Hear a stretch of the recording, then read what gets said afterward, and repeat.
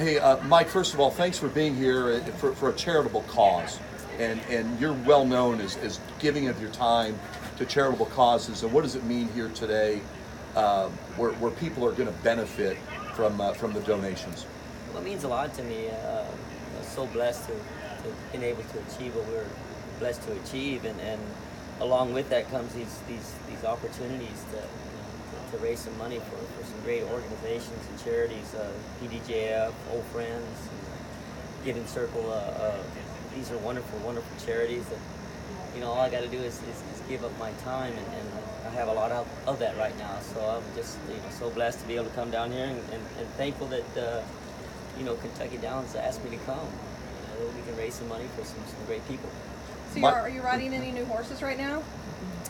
Any new horses? Well, with 2-year-olds coming up, I had a 2-year-old that ran closing day at Del Mar called Roadster that I think a lot of. Although he didn't win, don't count him out. Remember that name. I think down the road we might see a lot of.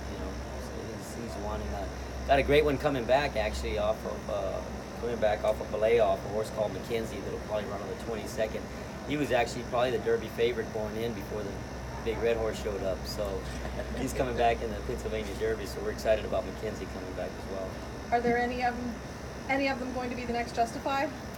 Those are hard. Those are hard to come by, man. You don't just get a Triple Crown winner every day. Although we had one in the last 4 years, it didn't take long once they finally did get one done. But I just don't think you'll find a horse like him just around the corner. He's special.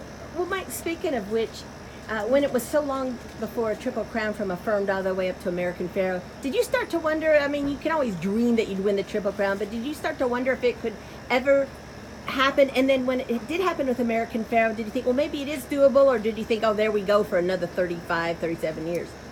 The answer to the first question was it possible to get it done? The reason it started to change and get so difficult to get done because the fields started getting bigger, especially in the Derby.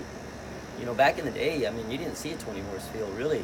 I mean, there were times you'd see a 7, 8, 9, 10-horse field. Now you got 20 in there no matter what.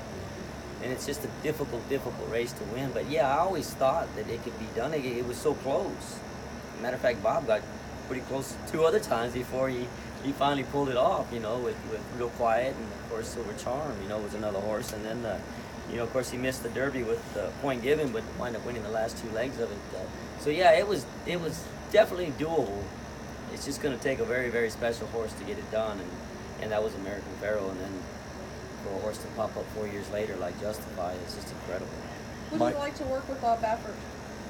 Well, he can make a lot of riders and owners' dreams come true. Man, he's a brilliant horseman. I mean, his record speaks for itself. I mean, my words don't justify him. Speaking of the word justify. Mike, it's been about 3 months, and I know you've been asked this a lot, but I got to ask it. You're a great jockey, Hall of Fame jockey, but Triple Crown jockey. Has that yet to sink in? Triple Crown jockey, Mike Smith. Every now and then it'll hit me. I'll be walking around the house or just get up from the chair and realize that we won the Triple Crown, and man, I got to sit down again after I think about it. Trying to put it into words on what it means and what it feels like is just almost impossible to do. It's just life changing. It's the most complete, humble feeling that you could possibly feel, and humble is the best feeling that I've ever felt. So magnified times like thousands and thousands, and that's what it feels like. How many times have you gone back and watched the Belmont? Actually, not once. Really? I haven't watched it one time, the whole race. I really haven't. It's so vivid in my imagination. I don't need to watch it. I remember every single step. From the time I got on him in the paddock, I truly remember every step like it was happening, like it just happened, actually. So, What was going through your mind when you crossed the finish line? again, just so humble. It was just amazing. I just wanted to hug everything and everyone. I mean, I truly did. It's just incredible. I think the Outrider went to pull me. I was high-fiving and telling everybody they were the greatest. Here, I just won the Triple Crown. I'm telling everybody else how great they were. I mean, it's like, It was just the most humblest feeling, that complete feeling you could possibly think of. Different from winning the Derby, which you've won twice. Oh yeah, the Derby is of course a dream, dream come true, and you have flashbacks of being a child, all the work you put in to get there. But the Triple Crown is it's just overwhelming, man. It's just life changing, man. It's just like I can't put it into words. I wish I could, so everyone could feel. I honestly wish and hope that everyone gets to feel that feeling that's in this sport, because it's amazing. Because people use similar words to describe winning the Derby. They said out of body, like you think you can imagine, but you can't till you do it. But you're saying there's another, even more dimension out there when you win the Triple Crown that's even harder to. You feel all those things, of course, winning the Derby. Again, out of body, flashbacks, all this different stuff. But when you win the Triple Crown, I crossed the wire. I literally was floating. I didn't even feel the weight on the horse's back. I didn't have no weight. I mean, I was just, I was like a butterfly, man. I just wanted, I wanted to float over to everybody and just give them a hug. That's what it feels like. It's the most humbling feeling in the world. What was the moment, maybe before the race, during the race, that you knew that Justify had it that day, that you knew he was on his game? You know what's amazing, and I don't ever think this. I don't ever put the cart before the horse, so to say, and all that kind of stuff. But when I crossed the wire in the Preakness, it was pretty much Triple Crown for me. I was that not confident. I was just. I was. I thought all along that Justify's favorite track would probably be the Belmont. He's a big, powerful, long striding horse. I thought those turns would suit him really well. I thought as long as I could stay on leaving the gate and I got him out going forward, that he was going to be extremely difficult to beat. Really, really hard to beat. And at that point, win, lose, or draw, I was just so happy for the opportunity, so blessed for the opportunity to even go for a Triple Crown, that I didn't really think about winning or not winning. I certainly didn't think about losing. I was just happy for the opportunity, because I know that given the opportunity, and he got away well, without stumbling or foreseeing anything weird happening, he was probably going to win the race.